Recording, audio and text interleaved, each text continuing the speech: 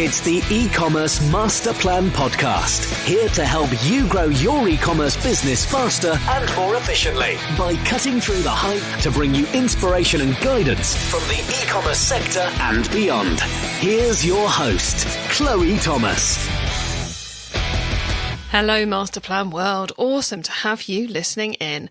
Welcome to the third podcast in our 2019 e-commerce Masterplan growth series, sponsored by Omnisend, the all-in-one marketing automation platform that empowers e-commerce marketers to boost sales with omnichannel tools. We've got a very varied selection for you this year. I know you're going to find it really useful, so make sure you listen to them all. There's 10 in total, numbers 191 to 200 on the podcast. And for those of you who don't know, I'm Chloe Thomas. I'm the creator of the e-commerce master plan. I'm an author, speaker and advisor, and I focus on solving your e-commerce marketing problems. If you have an e-commerce problem you would like my help solving, then head over to ecommercemasterplan.com/solve to find out more. I know we get a lot of new listeners finding us during these shows, so if you're new, these are a great place to start. And if you head over to ecommercemasterplan.com/podcast, you'll also find a link to our top 10 most listened to episodes of all time, which is a great way to start delving into the back catalogue. Today's episode is the first retailer interview of the series, and in this episode we get a masterclass in e-commerce growth from one of Australia's cleverest e-commerce brains, covering a whole host of topics, including conversion rate optimization, remarketing, SEO, and abandoned cart. Quite frankly, do you need the rest of the episodes? Well, look, before I introduce you to our guest, we should really hear a bit about our sponsor, as without them, this series would not be possible. Omnisend, marketing automation platform tailored for e-commerce. Omnisend provides sophisticated omnichannel marketing automation tools for sales-driven marketers that have outgrown generic email marketing platforms. Engage your customers and boost your e-commerce sales with dynamic emails, text messages, Facebook Messenger, and retargeting ads on both Facebook and Google, all from one platform. Try Omnisend for free for 14 days. Just visit omnisend.com/masterplan to get started. I'm really excited to be chatting with Dave Diamond today. He is the e-commerce brains behind several different businesses in Australia. Originally, he was the founder of Colourblocker, which is a source of dropshipped products for sellers. In 2014, he founded Zumi, growing it to a 7-figure turnover and to be Australia's #1 electronics interest-free retailer. He recently sold his interest in Zumi, and he's now working with a number of e-commerce businesses, including CactusWatches.com, who are Australia's favourite kids' watch brand. Wow, we're going to have a lot of different things to talk about because I've barely scratched the surface of Dave's experience in that intro. So hello, Dave. Hey, Chloe. How you going? Thanks so much for having me. I'm so pleased to have you on here. So thanks for agreeing to do the interview. Now, I've given our listeners I always say it's a very quick overview, but today it's like there's so much I've missed out in your intro. It's insane. And I know you're up to so many different things, but just tell us a bit more about you. Tell us a bit more about your e-commerce journey and explain to us how you got started off in e-commerce in the first place, if you would, please.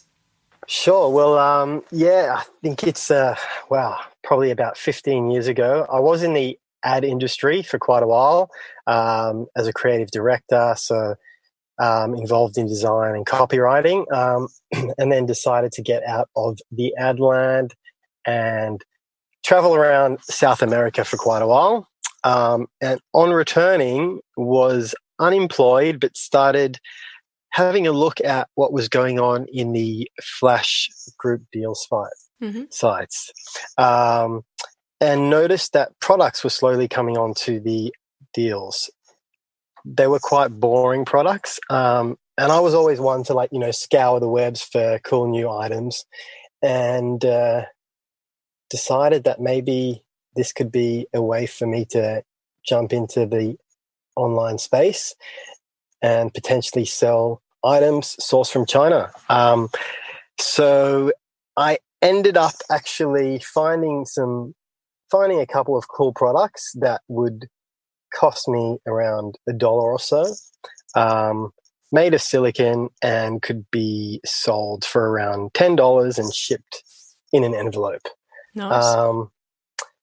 And that's what happened. I ended up setting up a website called Colourblocker. I'm actually colorblind, which has been a bit of a tricky situation. But I'm impressed you made it in both Adland and with a business called Colourblocker. If you are colorblind, that's seriously impressive.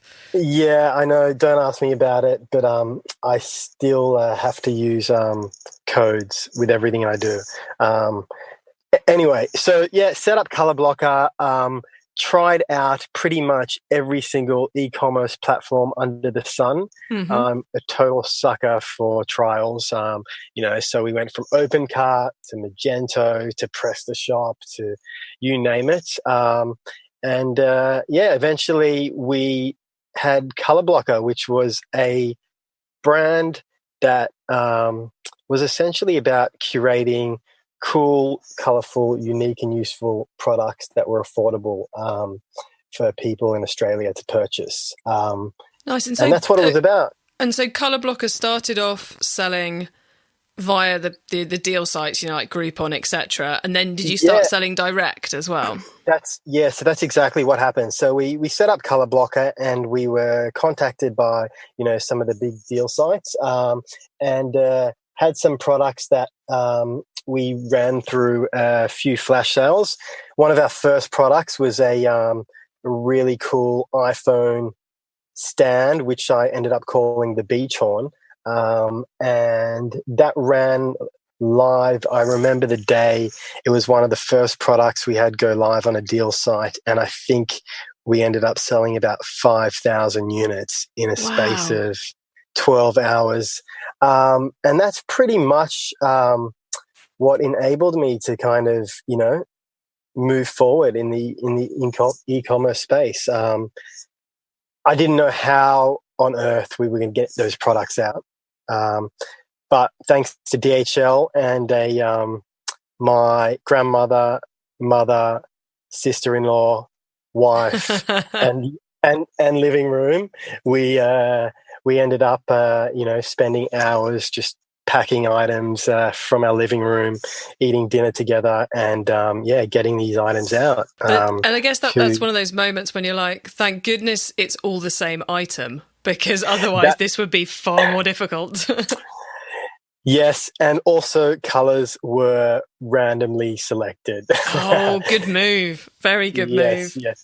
And so, posting items around Australia is always quite tricky. So always focused on the lighter items and things that could never break. So silicone was my favourite material of all time and still is.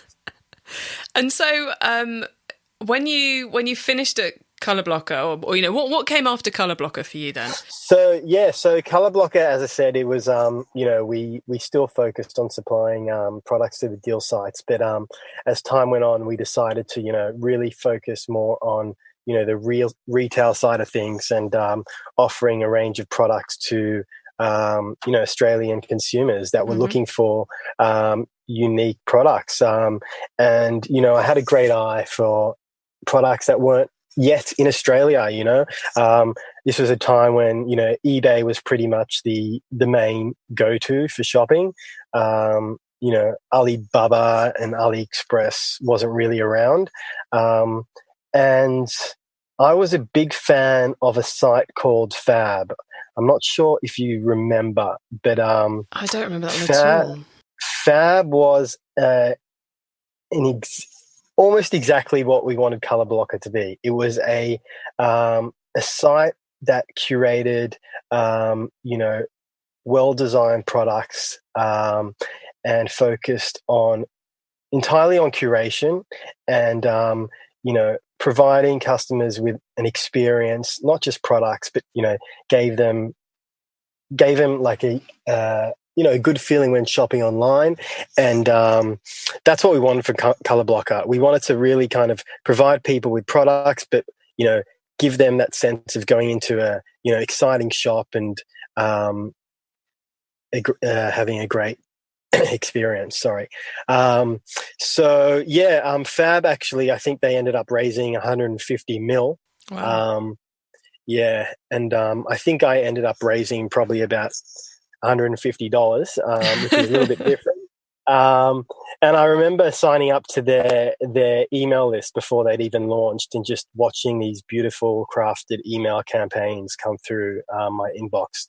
And yeah, it was a pretty new concept. So I was a big fan of that. And then it was like even valued at around 1 billion or something ridiculous at one point. And this is why, while I'm like, I'm trying to build Colourblocker. Here's Fab.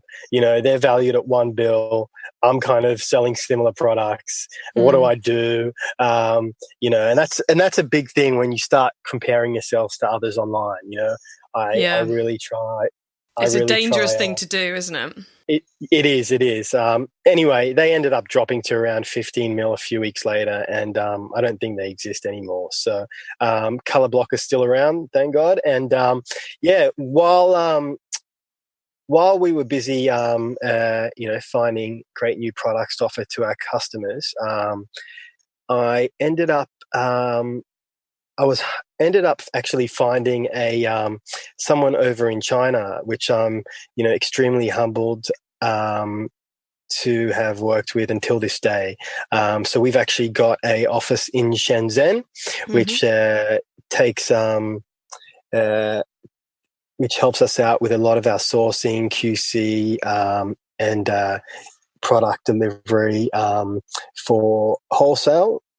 Which is great, and I'm a big fan of Shenzhen myself. So it's a really good place to be, and especially if you're looking at private labeling, you kind of got to be on the ground. So I've been working with someone over there for about 7 years now, which has been an absolute blessing. It's so much easier when you've got a good contact, isn't it? Yeah, it's just unbelievable, and I still to this day have no idea how it's happened. Well, there has to be a good portion of luck in there, I think. So let's talk about Zumi. How did you end up going from silicon-based products to interest-free electronics? Sure. Well, as I said, I've spent quite a bit of time over in Shenzhen, which is the Silicon Valley of Asia, and it's it's just like a tech wonderland.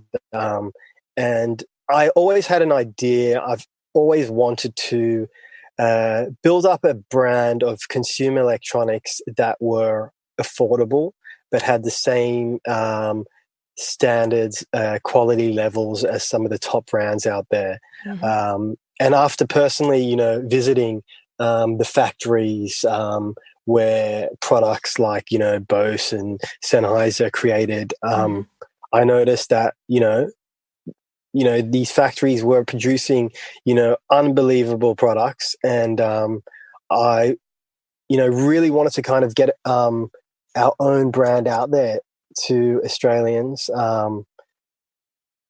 Australians who couldn't, go for the $500 pair of headphones, but still get the same quality. And that's where Zumi originally started. We did develop a couple of products initially. So the brand was developed. I started that on Shopify, which was the beginning of my love affair with Shopify. I'm glad you said that, because I was thinking, you said you tested all these platforms. Which one won? So it was Shopify for you. So Colourblocker is still on Neato, which is an Australian e-commerce platform. The reason why it's still on Neato is it does give us access to FTP. It's got a great export wizard.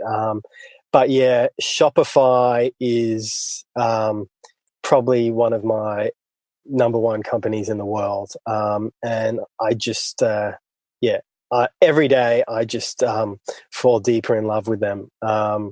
The App Store is incredible.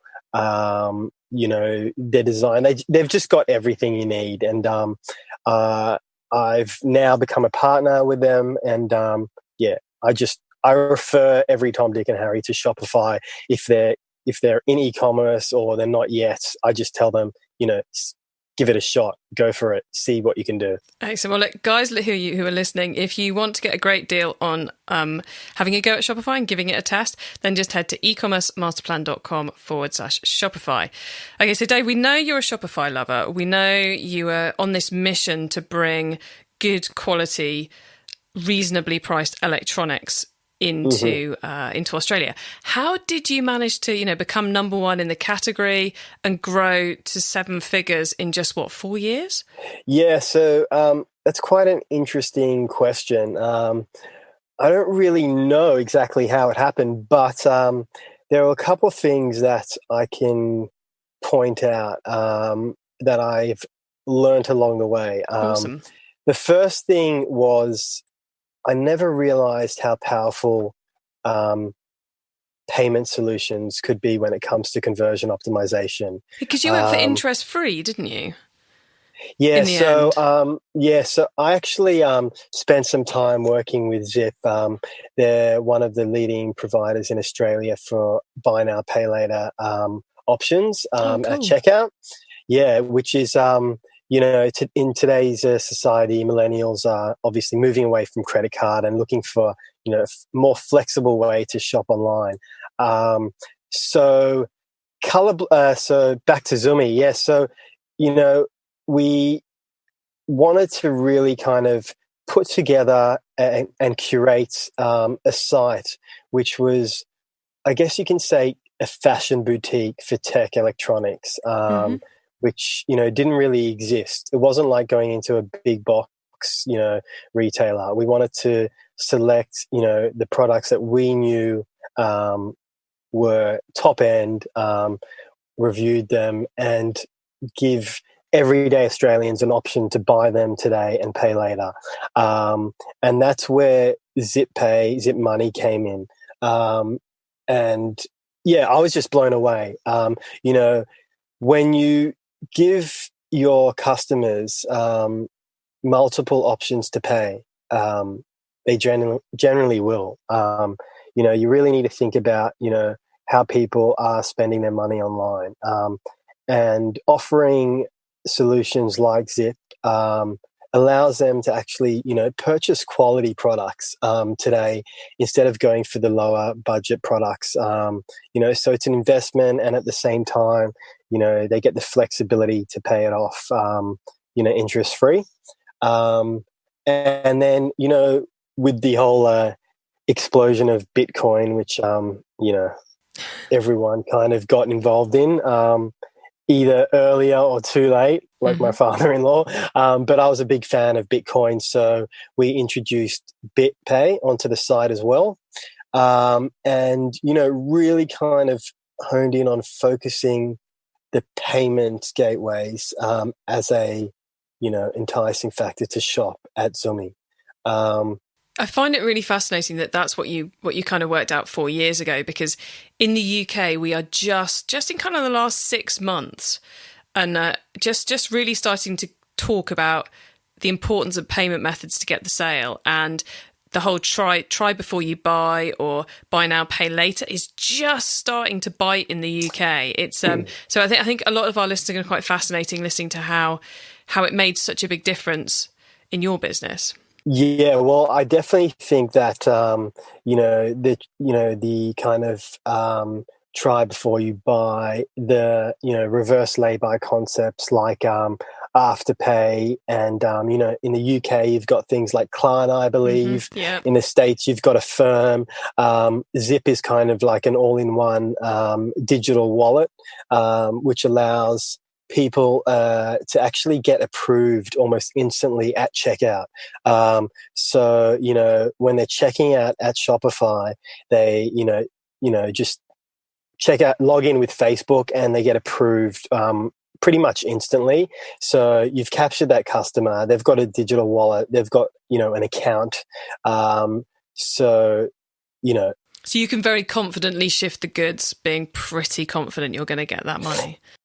Well, that's the beauty. So when it comes to the merchant, there's some huge positives. Number one is that funds are settled immediately the same day.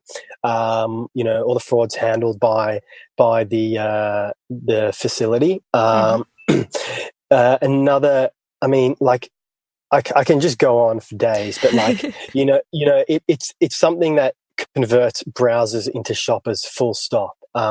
If people are umming and ahhing, and they think they should purchase something today, it's on sale, they don't want to lose out, they can use their Zip account or whatever it might be.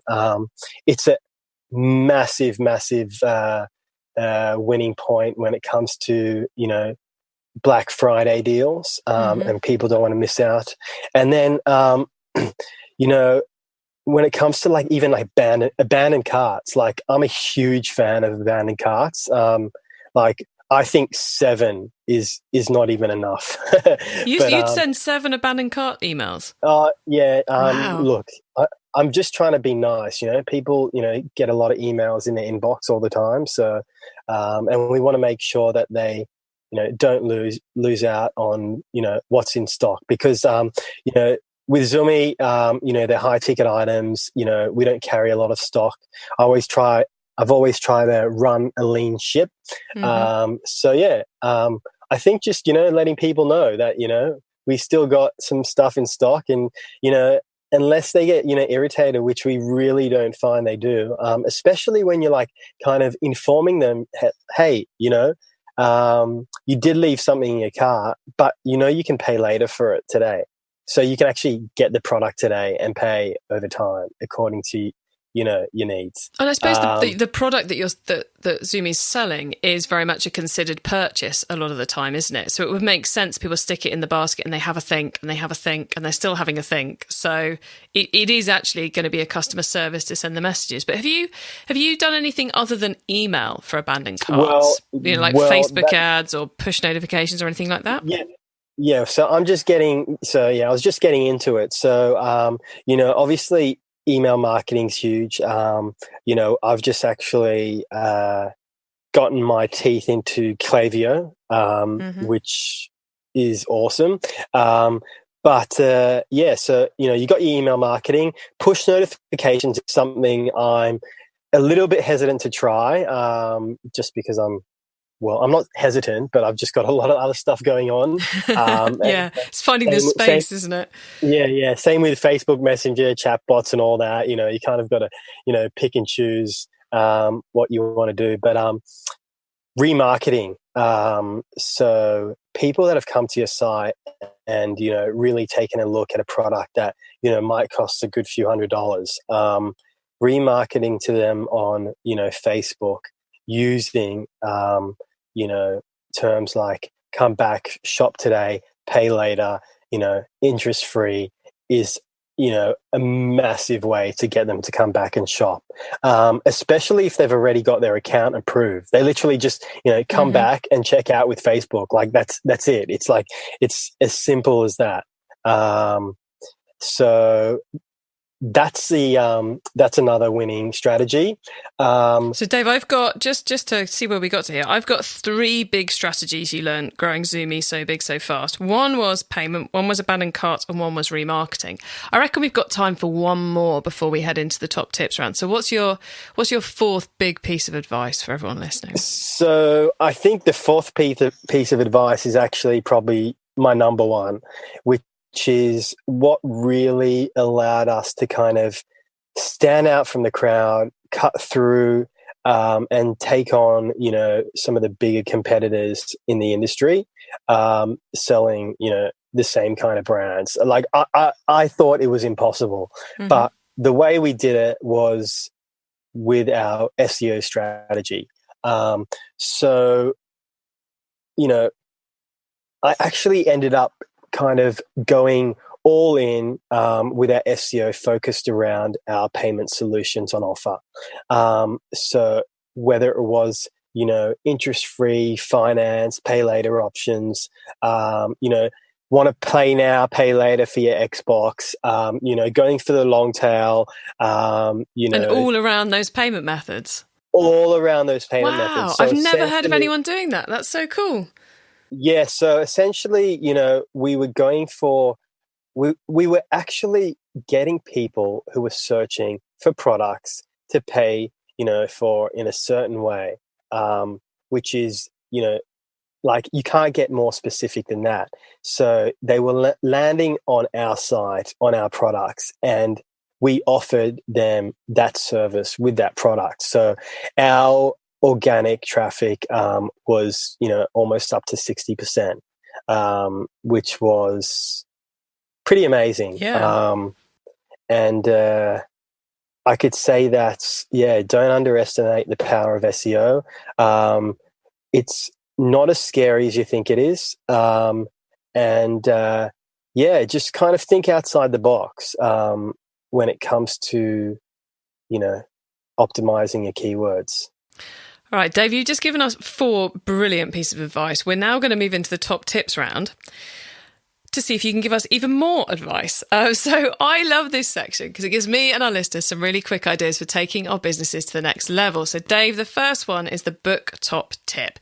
If everyone listening to this podcast agreed to take Friday off and read a book to make their business better, which book would you recommend? That's a pretty tricky question because I'm a total sucker for books. I try and read at least one a week, but I'm generally reading about 5 at once. When it comes to business strategy books, I tend to move away from that and go podcast all the way. For that, I use Overcast, which is a great app. You can listen to podcasts at, 1.5, 2 times the speed, which is awesome. And, what better way to get, business advice and tips than actually hearing, the experts themselves, chat. And, you almost like today we have the privilege of like literally sitting in the same room and listening to the experts in the field talk about whatever it is. But some books that I can recommend that I'm loving at the moment, I would say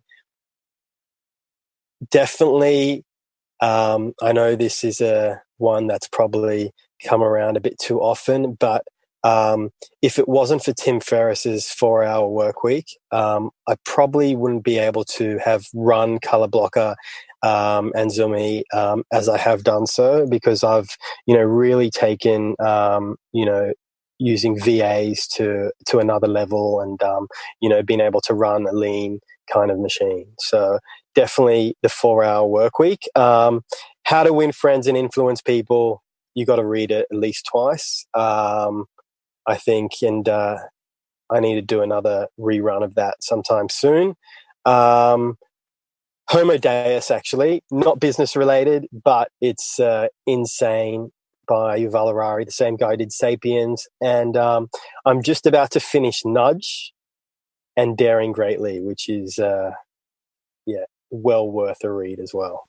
You just given us so many ideas there, but I can't, after that glowing point of view on podcasts, I can't let us move on to the next top tip without you giving us one podcast recommendation. So which podcast shows, obviously other than this one, has got you really into it at the moment? Yeah, so look, I'm a big fan, obviously, of yours. Kurt Elstar from the Unofficial Shopify podcast. He's a legend, so I listen to his stuff quite a bit. I kind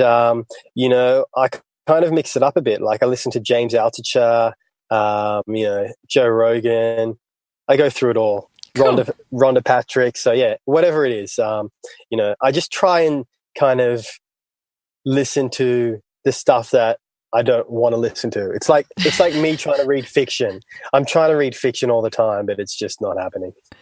Cool. Okay, let's move on to the traffic top tip then. Which marketing method, Dave, do you either prize above all others or think doesn't get the press it deserves? Okay, well, I am all about organic. Paid ads are definitely not my thing these days. So SEO by far. You can compete with the big boys using SEO strategies. Some tips for ways of, really kind of killing it with SEO is, using Google as the number one tool. So, just search for whatever it is that your customers might be searching for in Google. Have a look at what, the competitors that are paying for ads are using, what key terms they have in their ads, and just really just copy it and appropriate it, make it better, and put those in your titles. And don't forget, Google has autocompletes and search suggestions. They're always great to include in your content. You're so right. There is just so much you can learn just from the Google search engine itself. I'm so glad you mentioned that one. Right, the tool top tip. Maybe a collaboration tool, a social media plugin, a phone app, or just a way of working. Is there a cool little tool you use that makes you and your team more efficient from day to day? Oh, you know what? I look for that every single day. I'm still scrolling on Product Hunt as we speak. But as I said, Google. What can you do without Google? Google Docs, Google Sheets, Google everything. With working together with guys overseas. So we have Google Sheets, Google Docs, commenting, calendars, big fan of Google. Trello and Asana use occasionally, but yeah. It's all about the Google. It's all about the Google. I guess I could say just try not to use too many apps. I think that's the biggest problem. Focusing is a good move, isn't it, when it comes to the tools? Actually commit to some. I'm a big fan of Feedly, which is great for just, keeping up to date with some, the great blogs that are out there, and also Pocket to save some articles when you want to read in your free time.